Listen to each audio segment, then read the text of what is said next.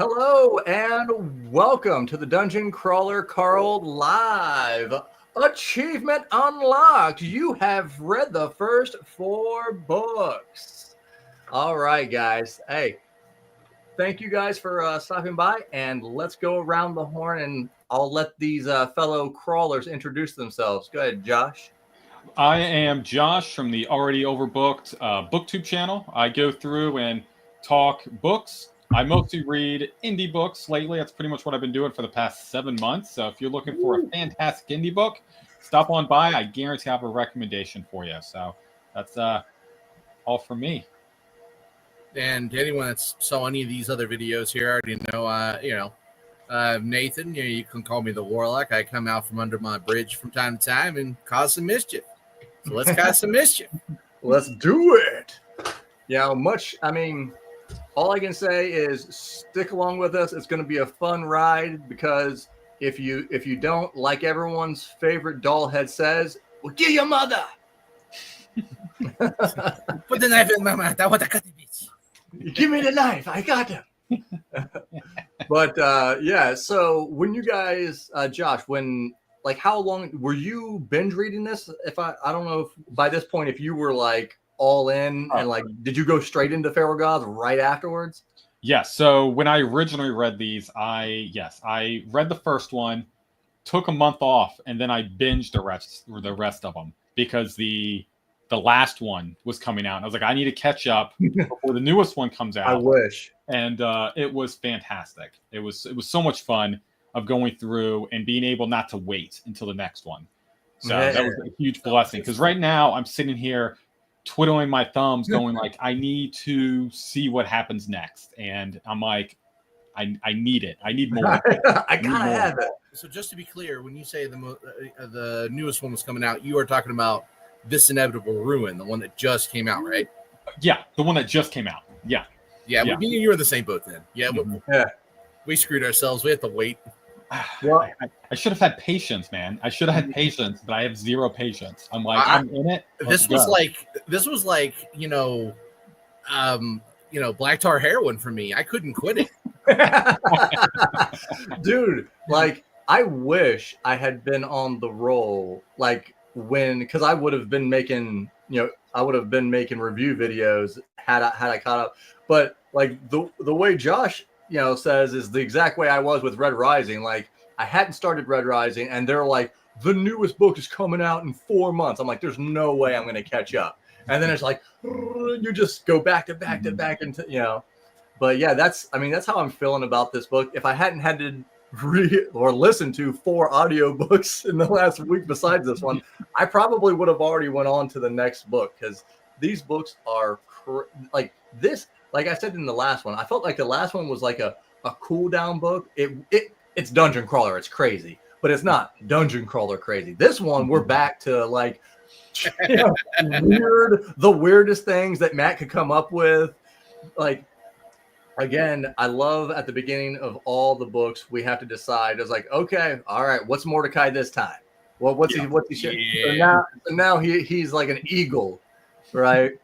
And one of the very first things Carl asks him, he goes, Mordecai, you don't have hands. Are you gonna be able to make potions and stuff for us? And he's like he's an idiot. He's like, yeah, better than ever. Hands? Who needs the hands? But what were your guys' talons? What were your guys' expectations coming into this book after the cookbook? For me, when I remember, and I went back and re-listened to this again before this conversation, and I had that flashback memory when I went through and listened to this first time, because the last one you mentioned, it's a slower down. It's still chaotic, but it's slower, and I was kind of expecting the same kind of thing with this one. But then we get to the Camel City, and I was like, okay, no, we're back to chaos. We're going deep into just psychoness. And then it was just like, it just kept running with it. And this book was, out of all the 4 we're up to now, was the most chaotic and most fast paced out of all of them. Yeah, the pacing was super fast in this one. And I just love how this book leans into the goofiness and like what's the place called? It's called Hump Town. And at first they're like walking it, you can picture it in your head, it's like an RPG, like you're walking into the dystopian Hump Town with all these camels, and they're like, oh, of course it's called Hump Town, it's camels. And then you get in there and it's like, and then the guy like jokes, like he's like, yeah, it's because it's prostitutes. Yeah. Humped? What do you like? He's looking at the camels like, what do you mean Hump Town? What like, it's a brothel town. And like, and Carl's like, of course. Like I just love like like Carl's whole demeanor is just, he's getting more like, of course they would do this to us. Like he's not surprised by anything anymore. He's just like, really, like Matt will write something and it'll be completely off the wall, and Carl's just like, God damn it, donut. He's not surprised, but I feel like I'm surprised. Yeah, like we're still getting surprised here. I can't guess what happens next, and that's what I really love about these books. Like a lot of books I go through and read, I'm like, okay, I kind of understand where the story's going. This, it's like, I think I'm going. It's like, no, we're going to add on I don't want to say too much of what happens later on, but just later on in this book, it's like, and now we have just a head that we have now. And it's like, okay, cool. Now we're here. We have, I think it's Samantha. Now Samantha's a sex doll head at that. A sex doll head. And it's like, okay, that was not on my bingo cards of what's going to happen in the next dungeon crawler. It's like, all right. Yeah, cool. I mean, Matt just turned up the craziness again. He was like, because I feel like the first and second book were like ridiculous. Mm-hmm. And then like the last, but now he's like, no. You think it was weird when you seen Headpool in a movie? No, I got Samantha. Mm-hmm. We kill your mother. Okay. Like I want to know, is it just him laughing, going, I'm going to make this work? Or is it a friend going, I think you need to try to add a blow-up doll head to your book. You can't do that. He goes, watch me. Watch me. Watch me. I bet you can't do X. Yes. I have a feeling that Matt, like, I'm going to start doing that to you. It's like, yeah, I could see him doing that. I could see him just sitting around with his friends, drinking a beer or something, and be like, what would be insane? You could totally not pull this off in your book. And then Matt's like, oh, you don't think so? Yeah. You don't think so? I'm going to make her a favorite. I'm her favorite. Yeah. Man, and and we talked about the pacing. He comes like right out in this book and does something that we didn't know. Because I'm forget if it happened in a safe house or in an area where like violence wasn't supposed to happen, but they come right out and have Lucia just come up and get in someone's face, and then them try to shoot her in the head. You figure out she's invulnerable, but actually it was a spell that rebounded and blew up someone else's head. Like, and you're just like, she's sowing chaos right out of the gate. I was like, dang, this is what we're doing. We're going like crawler on crawl crime, because I think the other person was a top 10 person too. Yeah, the one that shot the shotgun was the Australian Gator guy. I don't remember his name though, but he's the one that like took on some kind of reptilian gator form. Mm-hmm. But it was like it was his lover so like this dude's got to live with the anguish of blowing his lover's head off because of some bullshit rubber glue smell. And man, like Lucia is a great example of somebody that just wants to watch the world burn. Like she just doesn't give a shit. Well, yeah, she is. Like I don't know. Does she have a crew at all besides her two dogs? Nope, just the dogs. Yeah, because she seems like she's not like wanting anybody's help. Like she's like, I'll kill. Like I don't know if she's like her and Quan. Like CH. On my notes, I told Nathan this, but as I go through this book, I wrote down like highlights and stuff I want to talk about, and I wrote Quan asshole. Like, he's an asshole. Like, dude's got a celestial object that gives him so much power. And instead of helping people, he's just like, nah, fuck you guys. I'll come and steal your shit. Well, leave you for dead. Well, and we can jump ahead a little bit here. I mean, this, We always jump around anyway. But like Carl got tired of his shit and Carl got a hold of him. I didn't think it would get this bad, but Carl ripped his arm off. All right, to be fair, Quan kicked off at like a rocket or something, and all Carl would did is just not let go. But yeah, and then we figured out why Quan had been doing why he'd been playing the game the way he's been playing it. And this is one thing we've been learning throughout these multiple books is like Carl is slowly finding out like certain people. He'll be like, why does that person the person who got killed with the crossbow? We figured out why she surrounded herself with all these people, because the weapon she has gave her like exponential points every female that was on your team at their detriment. Yeah. And then we figured out, well, Quan, he fights the way he is because he has this special ring or something that like gives you points for basically being a cherry picker, you know, where you just come up and like steal the kills off of people and stuff, or it gives you the ability to find out when people are low power or something like that. But does he have a ring of divine suffering? Are you talking about that? No, Carl still has it. Yeah, Carl. What Quan has is that jacket. No. They're like the cloak. He had 3 rings on his hand. Oh, I see what you're saying. Yeah. That 3 rings that were left on the arm that he just left with Carl.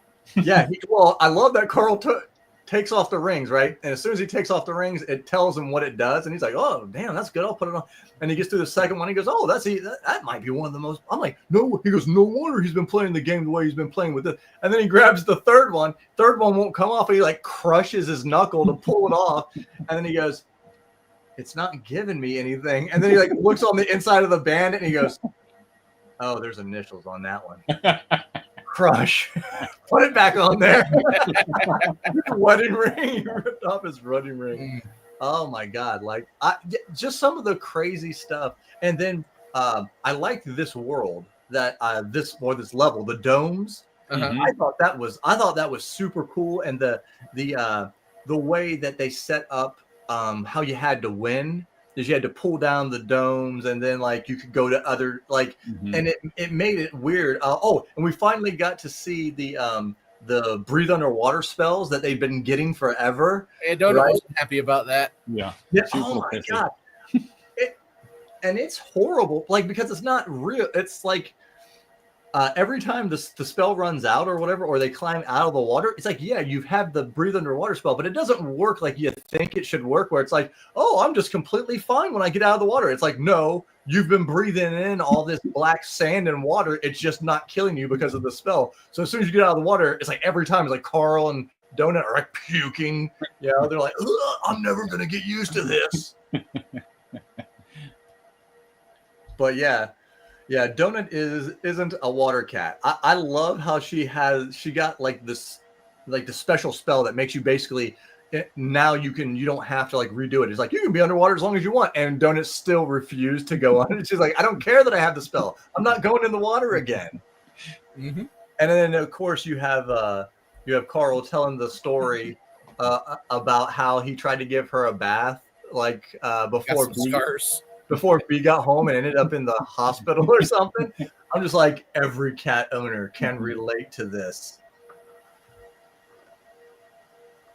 But okay. So, and we also, and I knew this was going to happen. But what did you think, Josh, when you when they started like letting you overhear certain things, and one of the things that they let you overhear was, if you died outside of the dungeon, that doesn't mean you're actually dead. Like they put you in someone's like, they put you in a hold storage or whatever like that, and then they talked about why they don't allow people to be pregnant anymore, or how they take your. I don't remember that part. I don't remember the pregnant part. Did I miss that?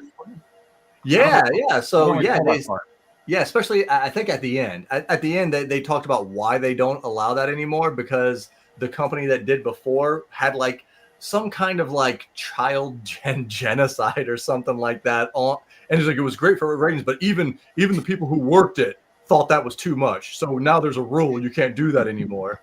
And I just like how Matt he'll talk about he'll talk about really, really messed up things, but he doesn't actually put it in this season. He's like, oh yeah, I'll tell you about the worst things that they could ever have done, but I'm not doing them. I'm not writing them, so they're not.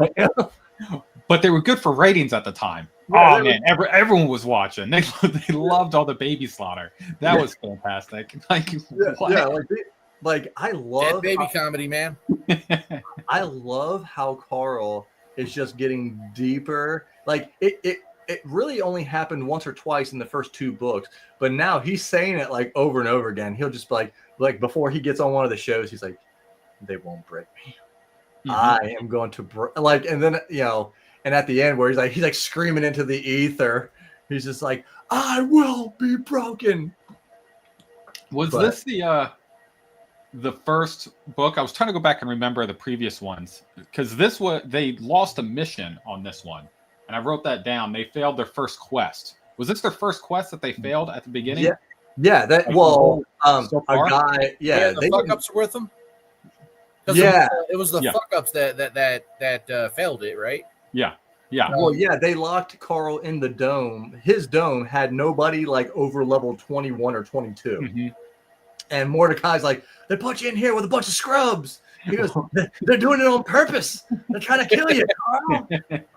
Well, they had those 2 drunk idiots in there too, just being. They were like, they'll keep drinking, but they can't get drunk anymore. It's all right. I gave them that potion. I'll see that was a cruel mercy right there. That was so funny. Like, I was just cracking up. I was like, that's amazing. That's so much fun. Because I didn't do anything about the hangover either, if I recall. Or but so they're dealing with all the negative effects, and they just can't. And they can't, like, the hair of the dog doesn't do anything. No getting drunk. Nope. You gotta actually do shit. Well, yeah, and about halfway through this book, I forget who Carl was listening to, but they mentioned they were mentioning players and something, and like I don't know, one of the admins mentioned Agatha, and he's like, it's like Agatha's a problem, but we'll deal with her later. And I'm like, yeah, what is Agatha? What is going on here? You can't just give me a bum with a freaking cart pushing around and just like never interacts with anything. You only see her once or twice in the book. I'm just like, and that's the thing that's getting me like, this is book 4. Is there book 7? Is there 7 books? Am I 3 behind? Yeah. 7. Yeah. So I'm just like, oh my God, I wonder if they bring her up in one of these next 3 books. I'm just like, I want to know. That Joe, I think I can speak for Josh as well. That would be telling. That would be. Can't give it away. But then, now with Samantha, what I think originally she was a glass sculpture or something. It was frozen. And she was a regular sex doll. It was just frozen solid. Yeah, and then oh my gosh, I just the raptor. Mongo knocked her off and like shattered everything except for her head. Yeah. And like I don't think Carl knew that she was anything really special, but he like keeps everything. So, and then like halfway through the book, his inventory starts having problems, like starts glitching, and then you're like, and he's like, out, right? He's like, and then she just, and then eventually, like the next time his inventory glitches, she just pops out, and she's like, ah! And he's like, she couldn't talk. He had to play with her jaw to get it to the right angle, to get it to the right frequency. Yeah, he's like. And then he's like, I kill your mother. He's like, oh. I loved when I forget what he did. Was where he like the first feral gods came out, and it was like that giant blob lady with the whip, and she's like running around, and she's like, Samantha, I smell you. I know you're around here. Oh, one of the nothingness demons. I can't remember her name, but it was one of the demons. Yeah, and Samantha's outside like, let me out of here. This bee can't handle me. I'll kill her and her mother. And then everyone's like, you're just ahead. And she's like, stick a knife in my mouth. Throw me at her. I've got the bitch. Yeah. And then Well, this is where they introduced the pacifists, right? The super rich, apparently pacifists, send Carl down like I don't know if it was a celestial box or it was like Mordecai's like, man, that could cost the whole GDP of a small star system to get this to you, and it was like a Longenberger basket, just the right size for Samantha's head. Yep. And she's like, put the knife in my mouth. And I love how she's like yelling at the demon, like, you smell so bad. He's like, no wonder he wouldn't want to put his thing in you anymore. Yep. I was like, what is going on here? Oh, she's dirty. She's just the dirty ass little thing. She's hilarious. She's one of the best. She's one of the best. And here's something you're gonna learn in the of the later books that she's when she's in. She's a shit stirrer. Oh my god! I don't know of any other character that stirs so much shit as that character. Listen, if you were in the same boat as Samantha, you would be just as bad. I feel like with attitude, if you were just ahead and you're like, you know what, there's nothing else I could do. I'm going to stir the pot a little bit, right? Yeah, and she can't be damaged or killed. So they explicitly say that in this book. Like she's pretty much invulnerable. Yeah, Carl's like, why does she want to kill you so bad? And she's like, did you? And the chicks out there are like, you slept with my king. And he's like, did you actually sleep with the king? No, he's hideous. But she thought I did, and it pissed her off. So I told her I did all kinds of stuff with him. I was like, what is going on here? This is like, Matt, you are ridiculous. Oh man, what do you think about Carl's new sponsor, Joe? What do you think of everyone getting their own different sponsor? He got the anti-crawl company.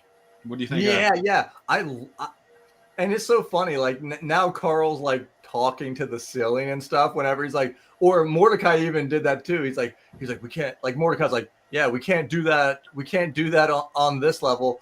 But it sure would help if someone else could do something about it. And Carl's like, I think he was talking to the sponsors there.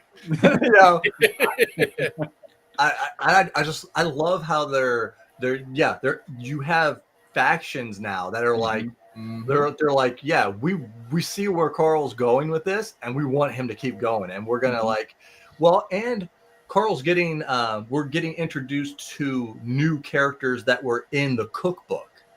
And Carl's been stuck because level 9's a big level and everyone talks about level 9. So Carl's been studying this guy, and I think they even bring him up. Like Carl gets some kind of tool from the box, and it's from this guy. And Carl had to act like he'd never heard the guy's name before. And he's like, oh, Mordecai, what this guy? And nobody actually wanted to talk about the guy. Because he was he was kind of like Carl. He was an explosive expert or trap expert. And then he goes on. He tried to kill a whole bunch of moderators or something like that. Like he was in a spaceship, and I was like, this guy went full. He thought he could survive in his bubble. He's like, I'm gonna blow the ship, and then I'm gonna put myself in my bubble, and hopefully I'll fall back down to the planet. But apparently he just floated there until he died. Hey, he killed a bunch of them. And Carl took that and used it for something really fucking cool. Go ahead. I can see you want to talk about it. So he finally touched one of the untouchables. So Zev got pulled off of the group because Katya officially joined their group at the end of the last level and everything. What was that new Kuatine's name that took over?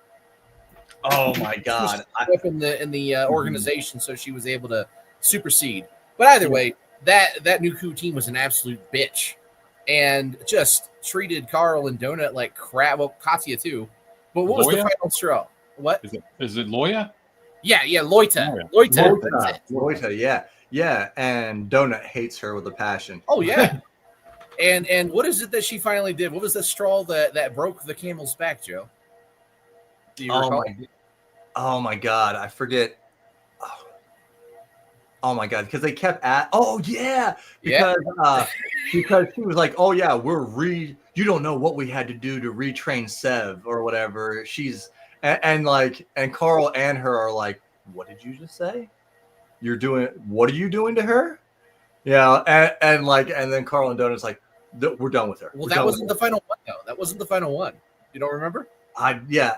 All right, think feral geese. The little girl who that boss battle where the geese was invincible, or the goose or whatever. Oh yeah, that shot out its little teeth. Yeah, the little girl there, that had to watch her dad get murdered and shit, and in front of her, and she was all like drugged or mind warped or whatever. When they took her after all that and brought her back down, and like when all the shit wore off her, like all that trauma started hitting her like in waves, and she's crying and everything, and like experiencing all this trauma, and Lloyd like, oh yeah, the little kid's crying and everything, just kick her ass to the curb and move on. And Carl's just like, yeah, you gotta die. Well, yeah, because she what did she say? She said that she wished they could have genocided us. Yep. Yeah, because like she said something idiotic, and Carl's like, what do you think you're doing to us? And then she basically admitted, she goes, yeah, I wish we could have just wiped you guys off the face of this planet. You're a scourge. Your kind's cultureless, and you're deviants. And then what did she say? Like she has some kind of something against dry landers or something like that. She's like, yeah, we need to wipe your dryness off the galaxy or something like that. I'm like, we're like 70% water, bro. But yeah, like Carl just had it with it. Dude, and the way he does it is brilliant and beautiful at the same time. So they have this stupid ass donut robot that's janky and prone to like explode and shit. What a great idea, Carl. And they kept telling Loida, this is a piece of shit. It's going to explode and kill something at some point. And so Carl fashions it up so it will do exactly that. And it blows up in front of Loida when she's in a zone that took away her invulnerability, just blew her to shit. And she's laying there in a puddle of her own blood and then fucking gore.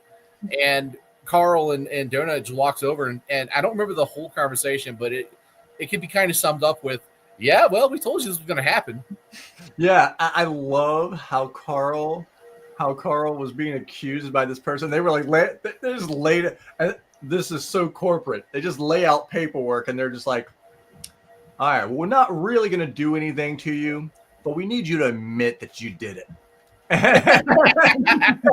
And Carl's like, sounds like you don't have any real proof then. I'm not signing shit. Yeah. I love how Carl is exploiting the system. I mean, that's still my favorite part. I don't know about you guys. Mm-hmm. Oh, absolutely, man. That's still my favorite part of this is every time he finds a glitch, it's smart. He doesn't use it right away. Like Matt doesn't he just kind of floats it out there like, oh, that's a thing. That's something. And then later on he's like, oh, he finds another glitch and he's like, I can put these together. And I love like the compounding things. That's the good thing about like RPGs. It's always, Nathan was a master of this when it comes to RPGs. It's like compounding all the spells and all the man. Until you like God mode. I feel like that's what Carl's going to end up doing eventually. He's just going to find stuff that just compounds him to the point where he can take gods down. Well, we kind of went over a little bit on why they were up, why Carl was there trying to go before they blew up Loita. They were up there and they were like, listen, Carl, we're not live. So whatever nonsense you're going to say, we're going to cut it out. So we're selling this stupid toy to a bunch of stupid kids at stupid gas stations. Just do your script. And he was like, no, I'm still going to cause havoc. Yeah. I just love how it's like a cat and mouse game outside of the game too. They're just like, just play along. Yeah. Just play along. And he's like, no, not gonna do it. I can't. I gotta cause chaos. Like, Yeah. I hate all of you so much. Like, so much. Like, so it's, Well, I and just love it. I just love Yeah. it. And that's what Carl said to that one chick when she was like, "Oh, we need to get, we need to wipe the scourge of you of this dryness or whatever." And he was like, "I could say the same thing about you if I wanted to. Like, what makes you specialer than us?" I love how Carl just brings this back, I think it has something to do like with it's a power dynamic, right? You have these people who are almost untouchable, right? Like Carl can get one or two of them in the cookbook guys of like, yeah, we've set traps and we've got some, but it's like you really haven't been able to force any change hardly. I mean, Carl's messing with the system enough where they're having money trouble, which I love. But it's like, okay, these guys are so far above, they don't even think about us as real persons. We're not people to them. We're humans, but we're not people. Because they're doing all these horrible things to us, and they'll just come down and be like, "Hey, everyone, how are you doing? Let's jump into the next show. We want to interview you about." And then they're like talking bad about everybody that's around them. They're like, "Oh, look at this dirty human over here doing this. Oh, how?" And like Carl's like, "I'm right here. I'm a freaking human." Like, I don't know. Like, how do you guys like? Is that a dynamic that you're thinking about while all this is going on? Because these uppers seem very nonchalant about the horrible things they're doing.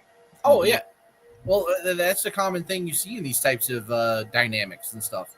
Like, they have effectively all right, so I don't know the term you could use for like a galaxy-spanning civilization, but let's just say they've effectively dehumanized the humans. Like, we are lesser than, we're just a shit to watch. We're characters. We're characters on their show. So it's like, oh, it's just a character. And it's like not knowing, oh, I can think for myself and I'm trying to destroy you constantly. And that's the dynamic I really like about it. Because it gets so ridiculous in these books. And like, I'm upset. Like, I'm in the game with you on this stupid, ridiculous book. And then Carl just constantly brings me back into the reality that he's trying to go through. It's like, no. I get I'm playing a game. I get I'm trying to blow things up. Horrible. But this is bad. And I go, oh yeah, this is a bad thing. Like, it's not just a fun game that I'm on. So it's like, I keep getting back and forth with, it's a game, but also this is a horrible thing that's happening to these people. It's a game to them, but this is his life. Everyone they're literally dying. It's not like, you get a tag and you're out or anything. It's game over. And they're dying in terrible, terrible ways too. And that's the thing. It's like, and it's funny because these people get mad, like the monitors and stuff. They get mad when Carl brings up the obvious. Like Carl will be reading off whatever junk that they want him to read or whatever, and then he like kind of goes off script a little bit, and they're like, "No, we need you to do it this way." And he goes, "You do realize you're genociding us, right? I don't care. I don't care about your show. You are killing us, and you're just sitting around here like, hey, sell Twinkies." Oh my gosh. This is a human confectionery. The humans loved. And you're like, yeah, we did until you killed us all. And you want us to sell this bullshit? Yeah, it's like one of the great things the humans actually created, the Twinkie. It's like, yeah, we'd keep making them and we'd give them to you for free if you didn't kill us. But one of the things I loved in this was the gods, the feral gods. We got to see like these, like, because they'd always talked about like the last god we've seen. Was it Kroll? Was it Kroll? Was his name? Yeah, something like that. And he's the centaur guy. Yeah, he's portrayed as like pretty big, like he's like 30, 40 feet. But like this god that we've seen in this god was like a city, like he was like Godzilla, and he was like. Are you talking about Horus? Is that his name? The fire one? The one that was looking for the dog? Yeah, the one that was like cooking people, trying to cook the people inside the domes because he couldn't get in there. And like people like, what kind I love it. I love like they sing like they have the messenger back and forth. So the instant messenger. So like they're like, Carl, what the hell did you do? Not a single person has died in this bubble. We have 137 people in here and no one's died. And now it's like 200 degrees in here. What did you do? And of course, Carl's like, I don't think I did that.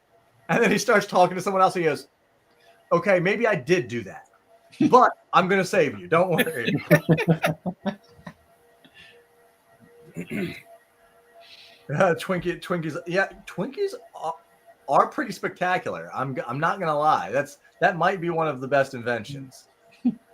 I loved. You know what's funny? Even back into like the early 2000s, people were still believed that they never went bad. People were like, Twinkies never go bad. He's like, you could eat a Twinkie 20 years later. I'm like, you go ahead and eat that 20-year-old Twinkie, bro. I trust your judgment. Go for it. Have fun. I want to go back just a few steps. What did y'all think about the AI being pissed off at Carl for not killing those what were they, hamsters? Hamsters? Yeah. Oh yeah. Like that got dark quick. Dude, it started out. Oh, go ahead. No, go ahead. It started out the AI bitching because it basically got blue balls, and then it turned into a power struggle because Carl was like, "I'm not fucking doing this. It's fucked up. It's sick. Stop." And the AI is like, "Yeah, you gonna." And back and forth a few times. Everything you're doing now. Yeah. You want to smush those or not, Carl? Yeah, and then he sent an army of the damn things, a legion of hamsters spawning from the desert to swarm the group. And they're getting exhausted just killing the damn hamsters. Like, dude, it just shows you the AI is God here. Well, I love it. I had that right after Hump Day and I totally went over it, but I wrote here, Carl, AI prostitute. Is what I put down. Because like Carl's like, I don't want to kill this I don't need to kill this hamster. And then all his stuff started like debuffing or whatever. And he's like, what is going on here? And they're like, you've pissed off the AI, Carl. Yeah. Even better before that. So it all started up in like one of the hot air balloons. Like one of the guys up there had a grenade and he was about to pop the grenade and throw it, but Carl ended up like hitting him with something or killing the guy or knocking him over before he could. And then later on, you find out that these grenades are hamsters. Like you pull the grenade, you throw it, and it's like 5 or 6 hamsters. So the AI was calling him the AI said something like, you cock teasing bitch. yeah, it was like whore. Yeah, it was like, all right, Carl, you want to play those kind of games? And then Carl was sitting there, was like looking at his feet, looking at the horde of hamsters coming his way. He's like, I feel so dirty. And he's like, just starts stomping all these hamsters out. I'm just like, I was like, you prostitute, Carl. Now, does this count as sex trafficking? But yeah. Oh, and then I don't know if this was before. This must have been after.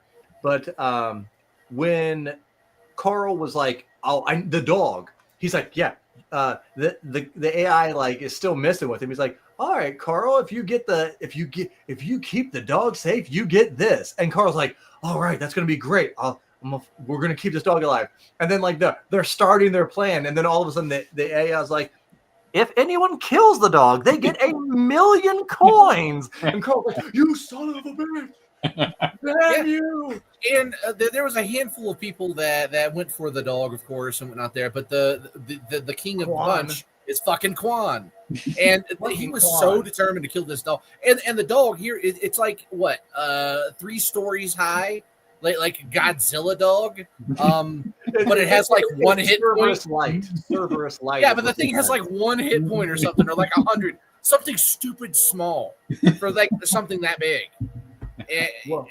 It's just artificial difficulty, damn it. What do you guys think about Carl basically to survive? Carl had to worship a god. Well, he's been like avoiding that the entire time because Mordecai tells him you don't want to do that. Well, and he read in the book, you're gonna get a smite and that shit's permanent. Yeah, he read in the book how one guy's like, don't ever get in with a god. I have to do this and this every day, and if I don't, they take hit points away. But then if I miss 3 days, it smites me, and I don't like. And then he talks about one of the guys got smited right in front of him. He's like, I hope this doesn't happen to me. But Carl seems to have gotten off light with his thing. He just has to prick his finger like once a day or something like that. You got to look at it this way: that god or Orpheus, something like that. Carl helped him get like his son's dog back. You know, like he's kind of appreciative there, at least a little bit. Well, and I love how they're like at the end, the voice comes over and it's not like the AI, it's the actual God's voice. He's like, I want you to kill my brother now. And he's like, Carl's like, what? Kill a god? He's got to kill a god. Mm-hmm. And he's like, I don't know where he is, but he must die. He killed my son and hurt my dog. And I was like, oh, and Carl even makes mention of that. He goes, I forget, I don't know if he was yelling at one, I don't know who he was yelling at, the demon or Quan or something, like, obviously you've never watched John Wick. Yeah, and except this guy's giant and can fucking create firestorms. Mm-hmm. Well, and then of course we had the sad moment at the end of the book where Katya decides that she's gonna leave Carl's group, or at least not be with Carl in the next book, and that was kind of a little emotional. I mean, you know, this book's a little goofy to get too attached to people outside of Carl and Princess Donut. Yeah, but did you expect to ever feel that way about Katya? Because no, she was a nothing burger until halfway through the last book, and then you're like, and his whole book, she's been like, yeah, he's been like, they've been working together well, and like I said at the end of the last book, it wouldn't surprise me if Carl and her, you know, down the line, but the devil's tango. Yeah. I mean, she can do some weird body stuff. I'm not judging. He's got a thing for people with the name Maria.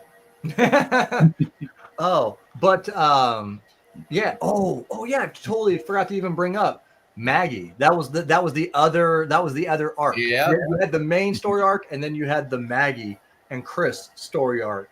No one would have expected her to take on that form. Well, and this is another thing. I never thought about it, but he's already planted it, talking about the mind worms or whatever.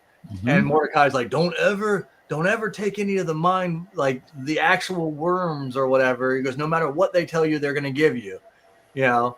And then we figured out that when Chris showed up, and he's like, I don't like. That is a weird. I don't know how strong he actually is, but like he must have jumped super in toughness and strength, because like he can't even get into his inventory. Like if he tries to go into his inventory, he starts losing hit points. So basically, it's like, yeah, you're just a brick berserker now. You can't use tricks. You can't but he was able to survive like falls from like, you know, mountains and can walk underwater and breathe. Like he's almost indestructible. But you're talking about Chris, right? Yeah, but he has no tricks. You know, it's just, I think he can do one thing. What he can like shoot out like lava or something out of his body or something. But other than that, he's just a tank. But Carl's like, something's off with Chris, but he like didn't catch it until the second time he ran into Chris, and he's like, and then they figured out that it was Maggie with the parasitic worm people like getting into his head, and I was like, dude, that was dark. That was a dark turn. You are the most likely smuggling things into ship. Hey man, they call it. Yeah, don't get into that inventory.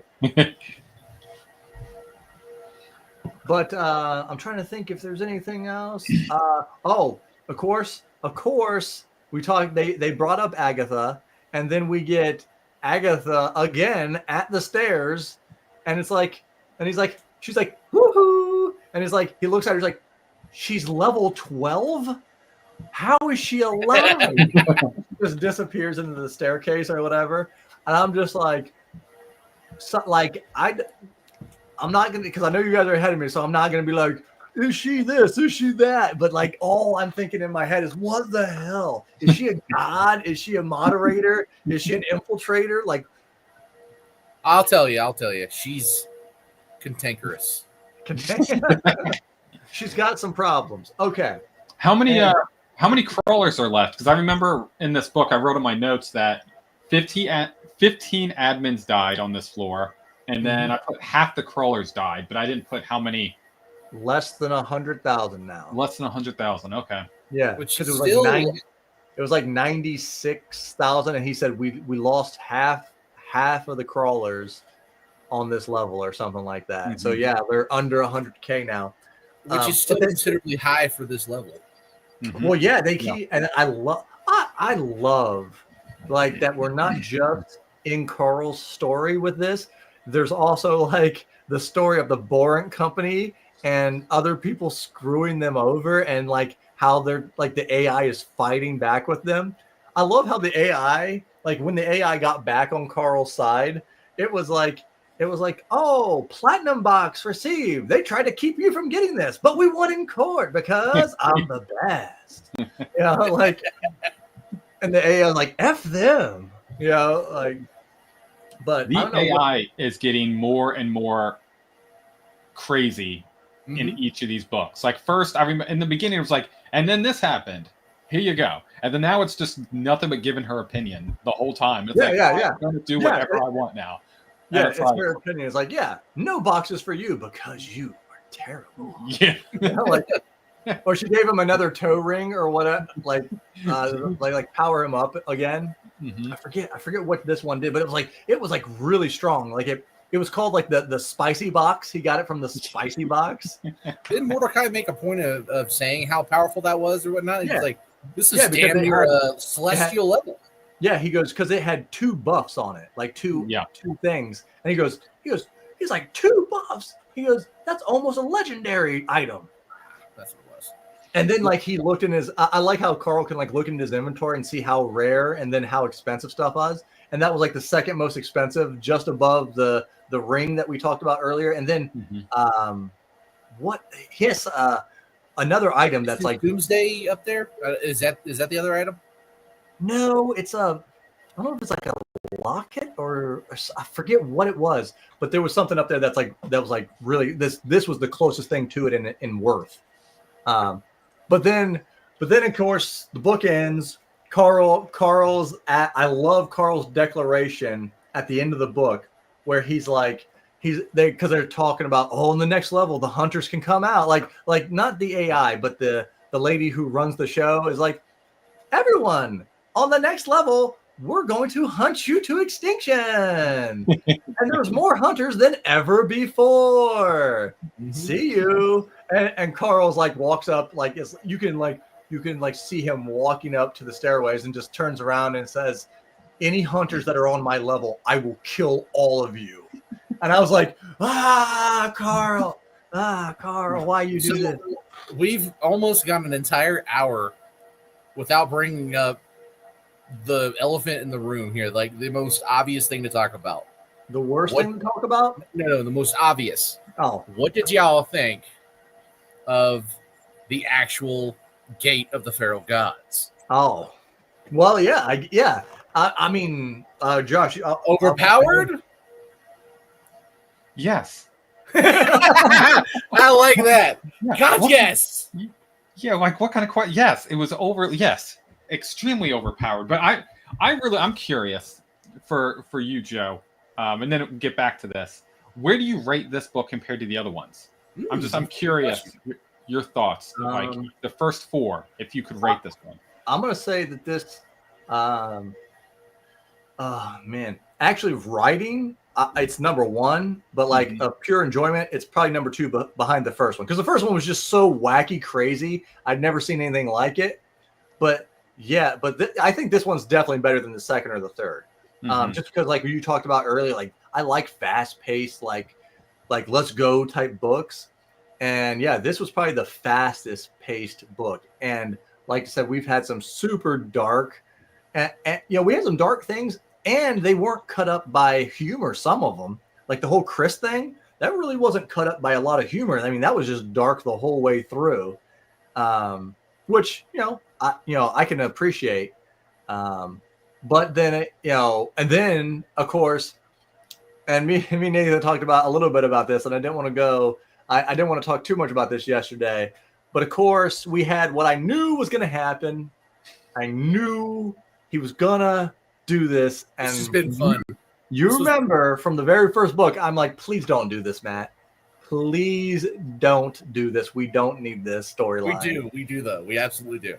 And then, of course, in the epilogue, I have part of my French. Oh, fuck B. Yeah, so there's that. I could have done without her coming back into the story. You don't know yet, man. Like, read the next book and then come back, and we'll talk about that again. I'm just like, we don't need this storyline. Oh my god! Like, I actually really like that. I like the storyline and what he does with it. Mm-hmm. Well, as soon as I finished the book, you were like, I was like, I finished it, Nathan, and you're like, I'm a god. I'm a god. I'm like, shut up, man. I don't want to hear that. I don't want to deal with these people. Like, and now, in fairness, I actually think that they're after the cat because they're trying to mess with Princess Donut more than even Carl. That's my guess. I could be wrong. I hope it's that because I don't want this beef storyline. I don't want it in my life. But as we are coming up here on the hour, Josh, what was your whole, like, your opinion on this book as a whole? And then again, I guess you can't be too forthcoming with your thoughts because you've already read the other ones. But what was your initial thoughts once you finished this, thinking about the next book? Oh man, that's hard because to balance. I mentioned it at the beginning. Like, I always had an idea what was going to happen in this book, and then they were like, "Nah, that's not. We're going to go completely different field." What I can say is the next two books are my favorite two books in the whole series. Oh, they are like, I could argue which one was my top two out of these next ones. It is a lot of fun, and I cannot wait to jump back into them because they're a blast. But yeah, I enjoyed this one. It was fast paced. I enjoyed it right under the first one. I liked it more than the other number 2 and number 3. But yeah, the next, you're in for a ride on the next few. It gets now I'm pumped. It gets nuts. I want to jump into, like, I'm probably, I finished it yesterday, so but like, I don't know, man. It's a hard pull. Like, I keep wanting to read them earlier and earlier and earlier because they're just so good. They're just probably some of the funnest books. I mean, right up there with, Cradle and the Dresden Files of just pure fun. Like, they're just, wacky, great books. But what did you think, Nathan, when what was your whole view of the Feral Gods? I know you were excited for me to get into it. You couldn't wait to hear what I was thinking about it. But then if you can remember how you were feeling when you were finishing it, what were you thinking about for the next book? Well, the Gate of the Feral Gods was a whiplash of an experience. It was fantastic. It was fun to see the new characters get introduced and everyone, start placing themselves strategically on the chessboard. Yeah. Because Carl started. This is the first book where Carl really starts to break shit. Like, in the last one, he didn't necessarily break things. The worst he did was he managed to save more people than they thought he could. He figured out a loophole to get around that and save people. And this one, he takes the offensive and starts to break shit. And I was here for that every second. And when I finished the book initially, the only word that can describe my feelings on it is more. I want more. And so I jumped right into the next one. Mm-hmm. And like, the one thing that I can say without really trying to spoil much about the next one and whatnot there, having read the other three that are available, is in retrospect, I can say this. Matt, I think, hit his stride in this book, and he maintains the stride throughout the rest of them. Like the pacing, I can see the that. over-the-top energy, like the more and more over-the-top, ridiculous, badass, cool shit. He keeps upping the ante here. Mm-hmm. And you need to be here for it, man. You need to get into the next book tomorrow. All right, guys. Well, since we're coming up here on the hour, Josh, what do you got going on? Where can people find you, and what can we expect from you? Yeah, so tomorrow I actually have a review coming out of the great J.C. Wistful Ascending by the great Vern. That's coming out tomorrow, and I was hoping to hype him up, but he's not here. Yeah, so, we couldn't pick on him today. Couldn't pick on him. So I have that going on. I got 2 interviews next week also. One with the great Dave Lawson. He's author of Envoys of War. And then I'm interviewing the Forbes brothers on Thursday. They write a zombie rocker type of story, which is different and a lot of fun as well. You can find all that on YouTube, already overbooked. I'm also on X. Technically I'm on Blue Sky, but are people really on Blue Sky? I don't know. It's there. But yeah, you can find me mostly on YouTube and X.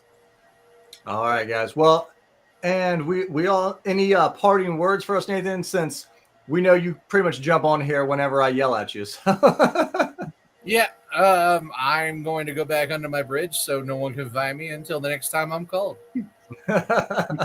Well, the next time you guys will see me, I will be over on Podium Entertainment's channel hosting my favorite science fiction author of all time, Craig Allenson. But I'll be talking about his urban fantasy series, the Convergence series, which actually most of the books take place right here in Ohio, where I'm from. Hometown. I've been to all the places that they talk about, so I can't wait.